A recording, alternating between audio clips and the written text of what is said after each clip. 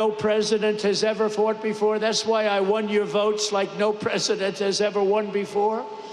And right from the beginning, it didn't take long. You got it right from the beginning. I think before I even opened my mouth, because even as a private citizen, I used to fight and say, what are you letting all of these countries come in and steal your jobs, bring them to other countries? Why do you let that happen? Not only here, but all over the country.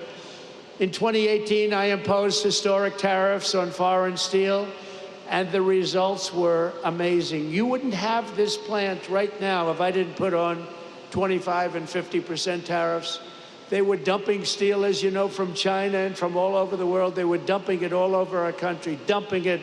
And it was bad steel, it was garbage, but it was steel, and it was cheap as hell, and it was a terrible thing. And you wouldn't have had any steel mills. I don't think, Dave, they'd have a steel mill open in the country if we didn't do the tariffs.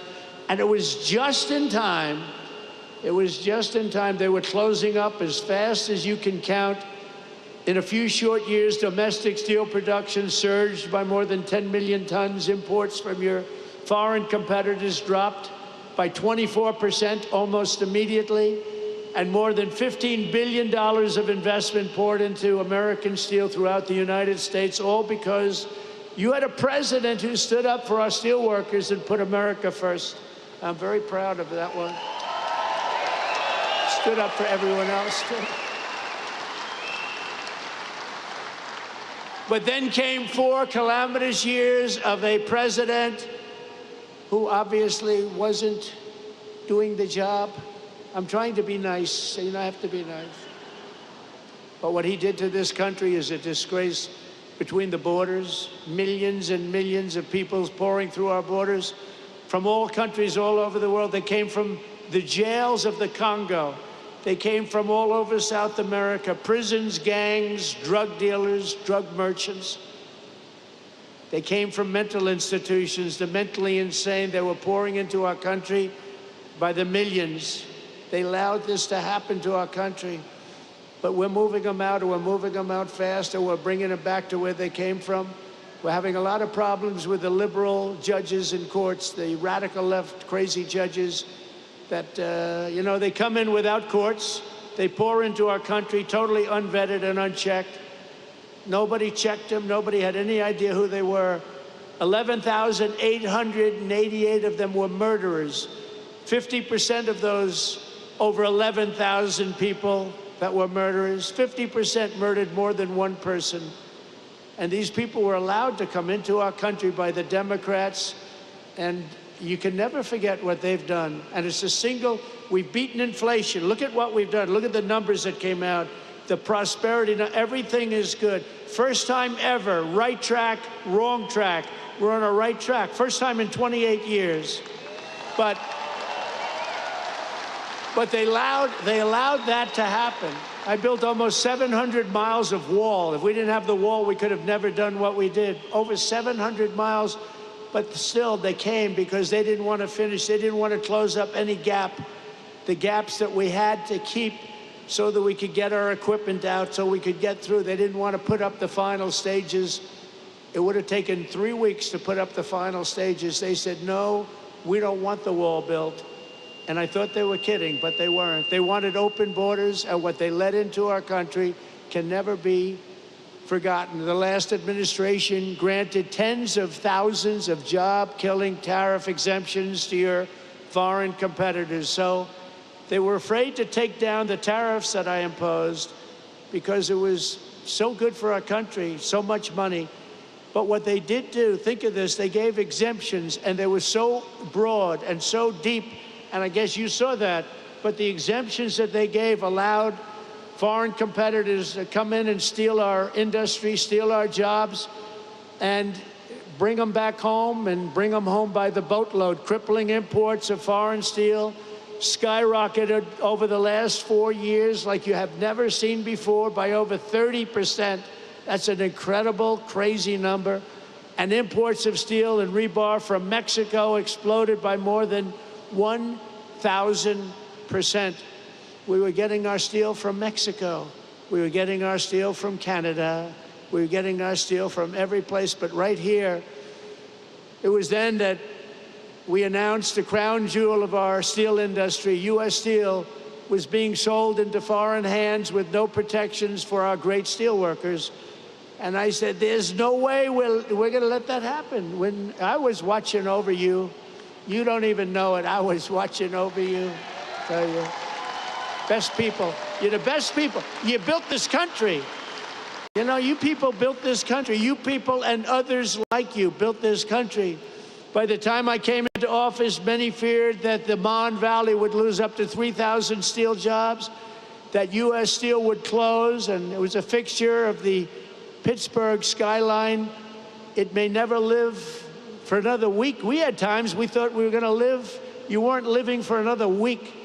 But I promised the people of Western Pennsylvania that I would never, ever let that happen. And as president, I kept that promise. Boy, did I keep that promise.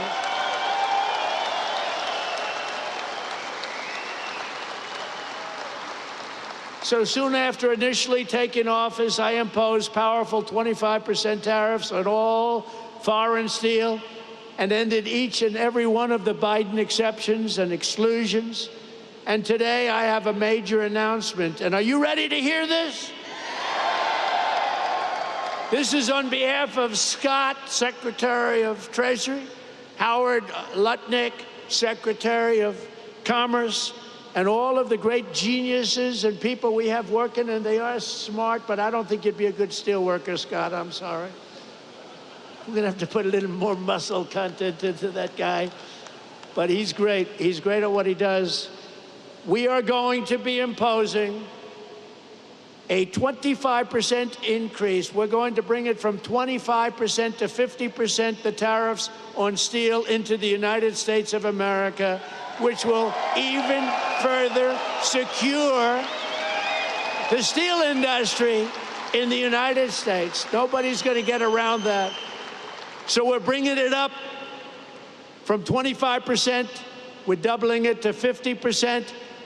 And that's a loophole. And by the way, I have to tell you, I believe that this group of people that just made these investments right now are very happy, because that means that nobody's going to be able to steal your industry. It's at 25%, they can sort of get over that fence. At 50%, they can no longer get over the fence. So congratulations to everybody and to you for making a great deal. You just made a better deal, right? I said to the group, would you rather have a 40% increase? Because I was thinking about 40 when I came. I said, would you rather have a 40% or a 50%? They said, we'll take 50. I said, I had a feeling you were going to say that. So congratulations. Also, congratulations to Dave, because you got this whole thing started. Congratulations. Great job. Great job. The people here understand the word tariff, and you understand it better than the people on Wall Street. But now the people on Wall Street are finding out. They're saying, wow, you know, Trump was right. You saw today, they had an announcer, Joe Kiernan, CNBC, Maria Bartiromo, who's so fantastic on Fox Business. And they were saying, you know, Trump was right. Look at these numbers. The numbers got released today at 8 o'clock in the morning, and it showed no inflation and tremendous income jumps for workers and for the people of our country. And they go, wow, he was right. He was right. But you knew that.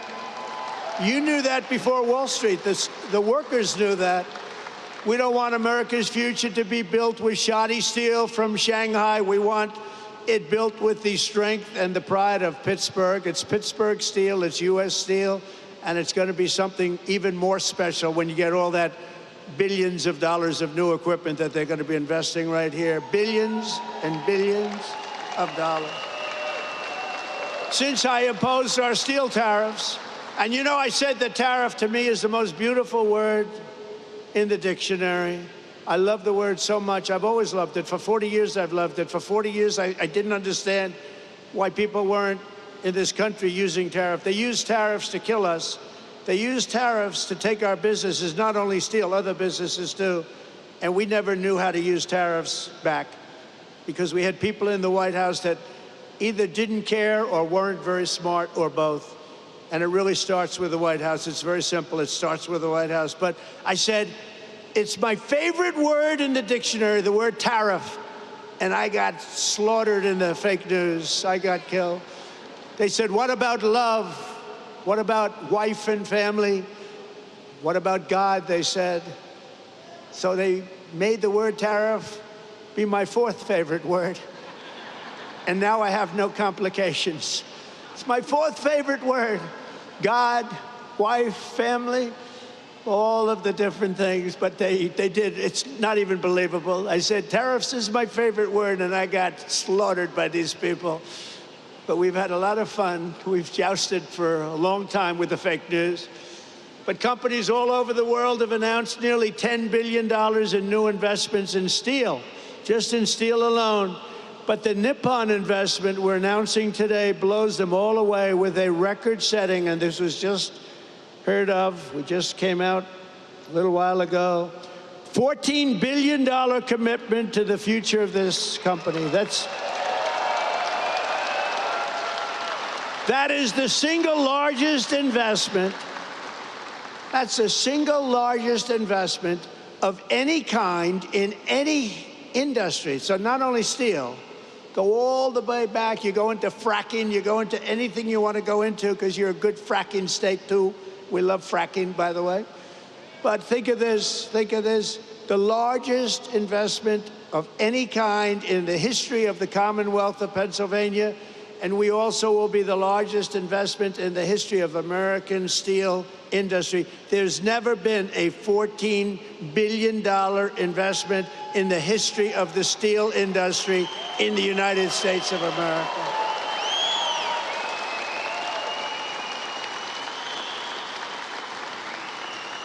And Pittsburgh will very soon be respected around the world as the Steel City again. So I want to congratulate you.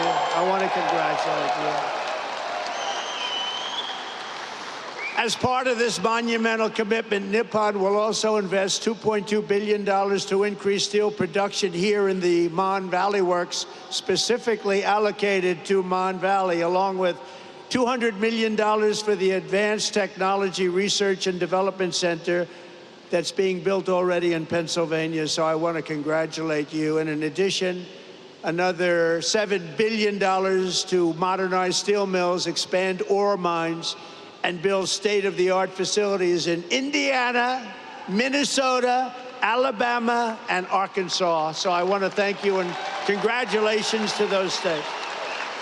Congratulations. And the bulk of these expenditures will be made in the next 14 months. It's going to happen fast. You're going to be very busy watching trucks go back and forth, loaded up with cash, or its equivalent. And it will create and save over 100,000 American jobs, including 14,000 jobs in Pennsylvania. Thank you. Very good. And by the way, your local union, I won't talk about your national union because I don't think he knows what the hell he's talking about. But your local union, I want to tell you, is so unbelievable. They've been great. I have to tell you that. This is an incredible deal for American steelworkers, and it includes vital protections to ensure that all steelworkers will keep their jobs and all facilities in the United States will remain open and thriving.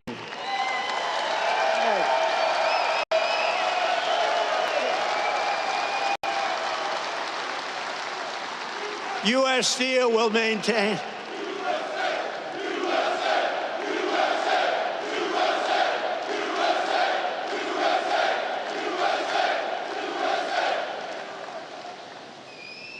I don't want to fight with those guys. They look pretty. I'll never fight them. U.S. Steel will maintain all of its current operating blast furnaces at full capacity for a minimum of the next 10 years. And we have that as a commitment. But I don't even think you have to worry about that.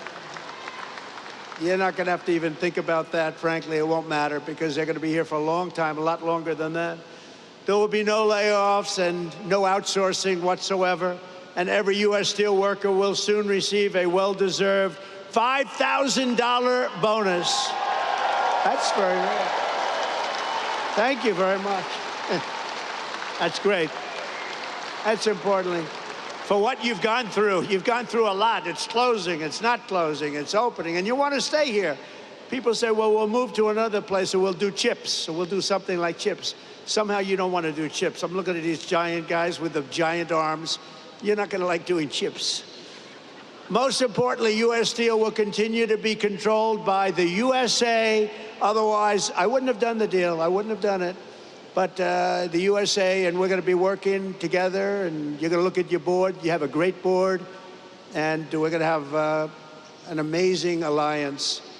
In this audience are many of the incredible workers who will really be bringing our steel industry roaring back to life, and it's going to roar, including a man who has supported me from the very beginning, the founder and steelworker of Steelworkers for Trump. In this area, I have some of these guys, they're great. And I had somebody in Michigan that was so great. I love that guy, and I love this guy. He's been with me from the beginning. Brian Pavlik. Brian, come up here. Come up here, Brian. Brian's been with us from the beginning. Oh, look at him, big guy. Thank you, Brian. Appreciate it. Thank you. Oh, yeah. Yes, you did. It's a great day to be an American steelworker. It's an honor to be on the stage with my hero and the greatest president ever, Donald J. Trump.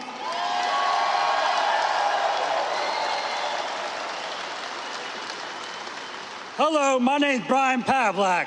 I'm a third-generation steelworker and the president and founder of Steelworkers for Trump. The attempted assassination of then-president candidate Donald J. Trump prompted me to establish Steelworkers for Trump. Our membership now exists to 2.5K. Right. In my opinion, President Trump has demonstrated remarkable support for the American steel industry, surpassing the collective efforts of all other presidents combined.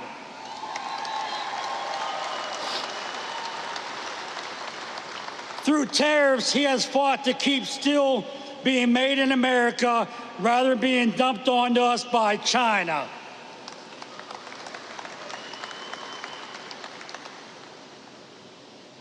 Through this deal, he has fought to keep us billions of dollars in investments that will secure jobs for generations to come.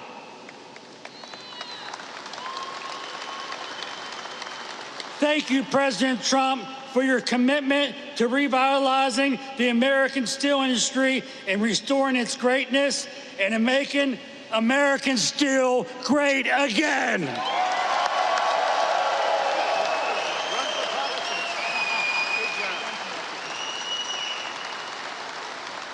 Thank you, Brian. Great guy. And he was with me right from the beginning, I think, Brian, right from day one, and I appreciate it. We won't forget it either. So let me also bring up real fast a few guys that I met backstage that I was very impressed with. Jack, Jason, Scott, Donald, and Kurt. Come on up here, fellas. Get up here. Come on up here. These guys are great. Come on. They're happy people.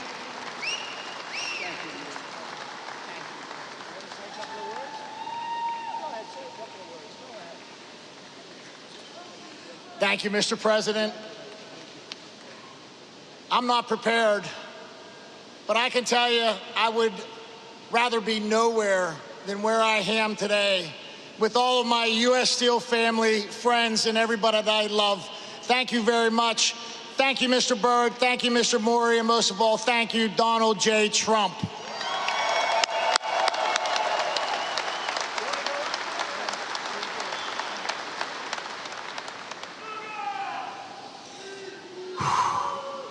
We did it. I want to thank everyone for coming. Today is a great day. For those of you who don't know me, my name is Jason Zugai. I'm the former president, current vice president of Local 2227, and I've worked at this great plant for 28 years. I'm a third-generation steel worker working for U.S. Steel, and by the way, I'm damn proud of that.